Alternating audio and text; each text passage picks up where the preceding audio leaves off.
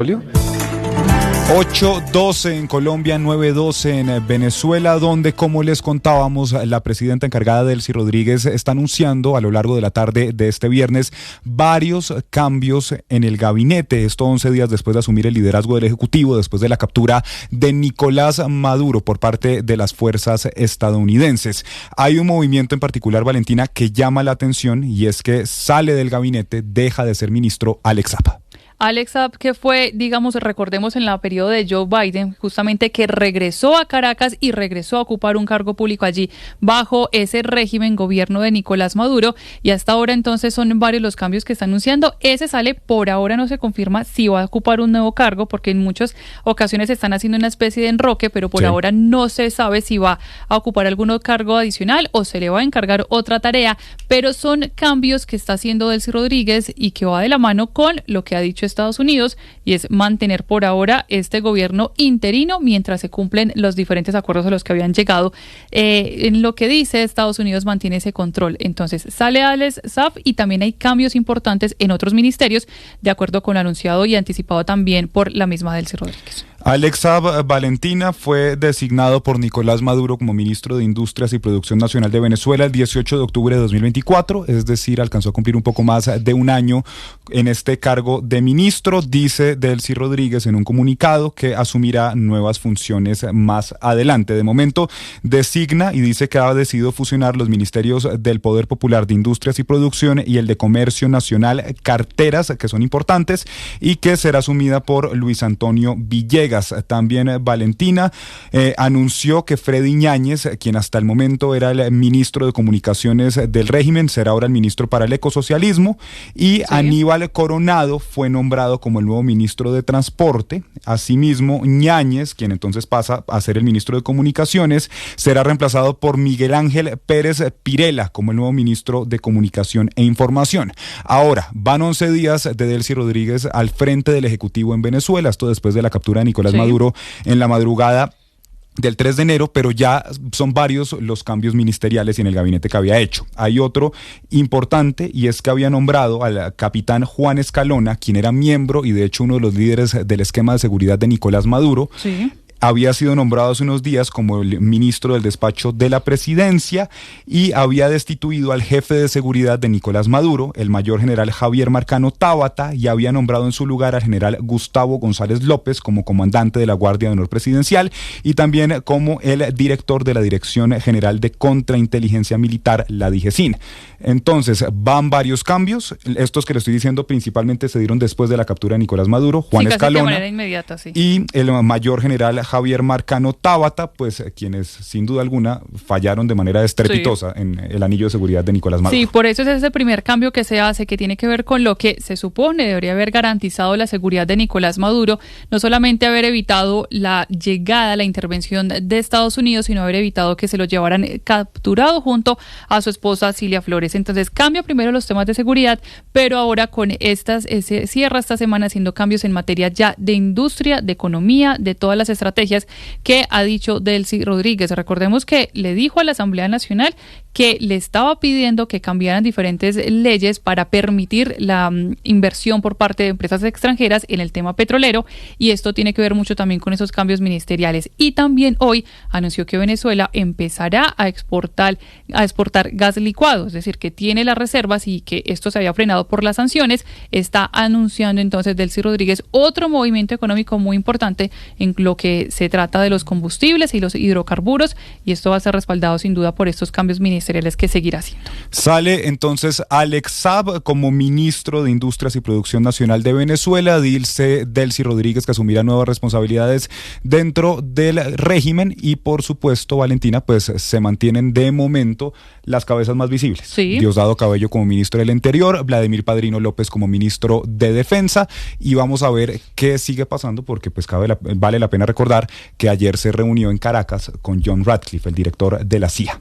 Y que tiene que ver mucho con eso que decía, e incluso más temprano, Donald Trump, que mantenía el contacto con Delcy Rodríguez, que habían decidido desde el gobierno mantener a esta otra parte del régimen de Nicolás Maduro, porque no quería que se repitiera lo que había pasado en Irak, que no querían perder todo el control, porque sabían que había una especie de sistema que, aunque era un régimen, estaba funcionando, y por eso lo mantiene condicionado a la entrega del petróleo y lo mantiene condicionado también a la liberación de presos políticos. Esa es entonces la información que llega hasta ahora desde Venezuela, y en noticias nacionales fue localizado con vida el profesor colombiano Leonardo Escobar después de durar 2 semanas desaparecido en México. Este hombre había sido visto por última vez el 2 de enero en el aeropuerto de Monterrey después de haber sido detenido y liberado por la Guardia Nacional, y ahora fue encontrado con vida en Juárez. José Palma.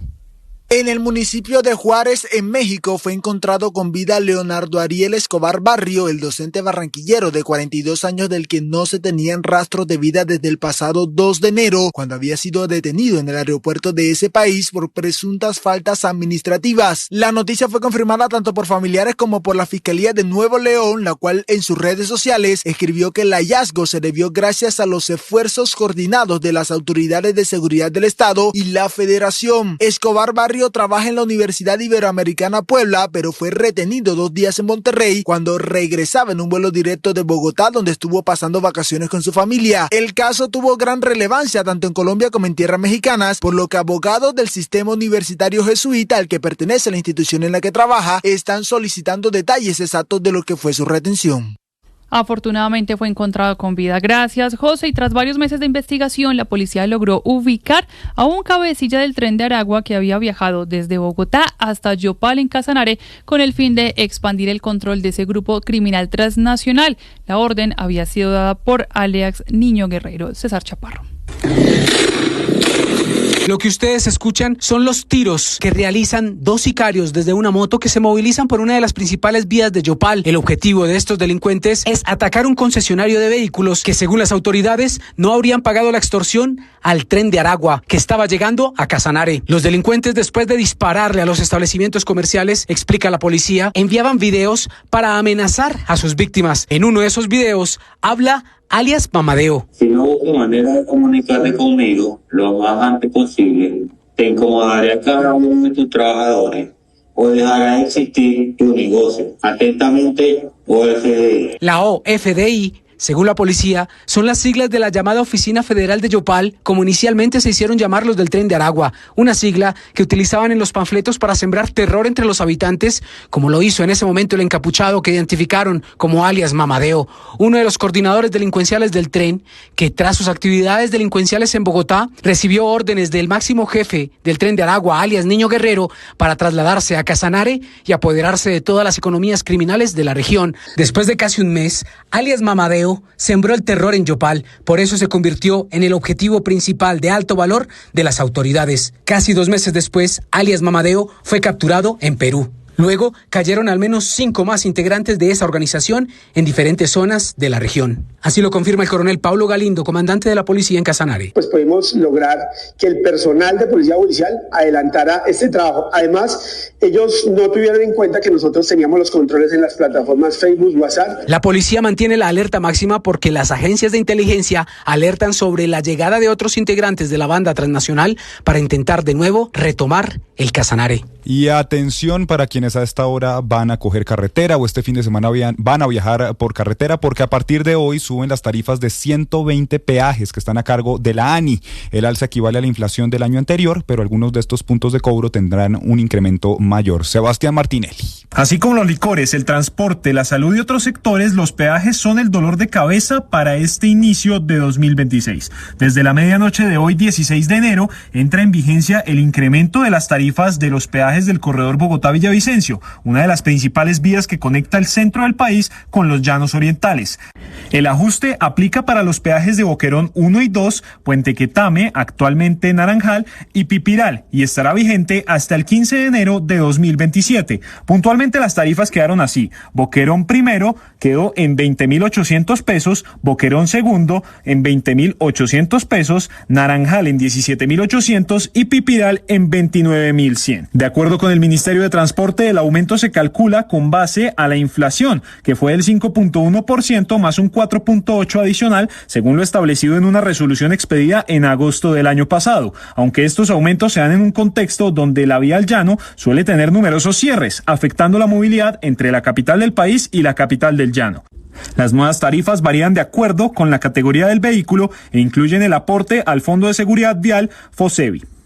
Y tras múltiples reclamos y las investigaciones, Nueva EPS ordenó el giro de más de 1.5 billones de pesos para ponerse al día, en parte, con las deudas que tiene todavía con clínicas, hospitales y otros prestadores de salud. Sergio Barbosa. La Gerencia Nacional de Tesorería de la Nueva EPS informó que la entidad postuló ante la administradora de los recursos del Sistema General de Seguridad Social en Salud más de 1,5 billones destinados al pago de más de 2.000 instituciones prestadoras de salud en todo el país durante el mes de enero. Según explicó la EPS, esta gestión hace parte de los compromisos adquiridos por los entes territoriales y los prestadores públicos y privados, y los recursos ya fueron reportados a la ADRES para que los giros se realicen conforme al cronograma definido para enero de este año. Desde la llegada del agente interventor Luis Oscar Gálvez, la Nueva EPS ha girado a sus prestadores más de 3 billones en el marco de las acciones orientadas a mejorar el flujo de recursos dentro del sistema de salud. Como parte de su estrategia de saneamiento financiero, la Nueva EPS ha fortalecido los procesos de conciliación de cartera con prestadores de distintas regiones de Colombia. 8:23. Entre tanto, la Superintendencia de Salud extendió la medida cautelar sobre el FOMAC porque no han logrado solucionar los problemas en el sistema de salud de los docentes